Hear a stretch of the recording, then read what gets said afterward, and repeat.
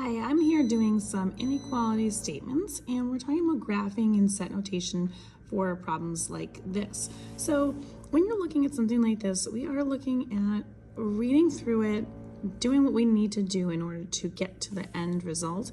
And then when we get the end result, we need to interpret it according to what it is talking about. This is a little bit different than it is with equations because equations are pretty straightforward. So we do have to take a look at each type of a question and what it looks like and the end result.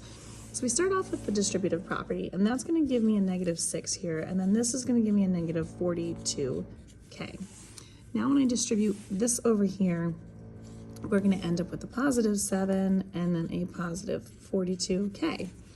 That's going to equal be less than or equal to -2.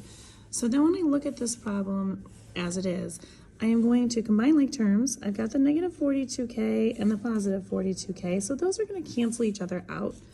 And that leaves me with these two numbers right here. And when I add these together, I end up with a +1 is less than or equal to -2. So this is where I have to start really focusing on the question itself and see what's going on with the inequality symbol. Obviously, we know it's not equal to each other because they're different numbers. And this doesn't make any sense because 1 is not less than -2.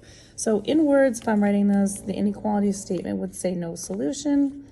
And when I'm graphing on a number line, I wouldn't be able to graph anything because there's no solutions. So you wouldn't do anything to a number line. You would just leave it alone. And then when you're doing this with the set notation, you would just put that right there, and that means that this is an empty set or no solution. And if you'd like more questions like this, you can find them on my YouTube channel, Algebra. Check them out under the inequalities section.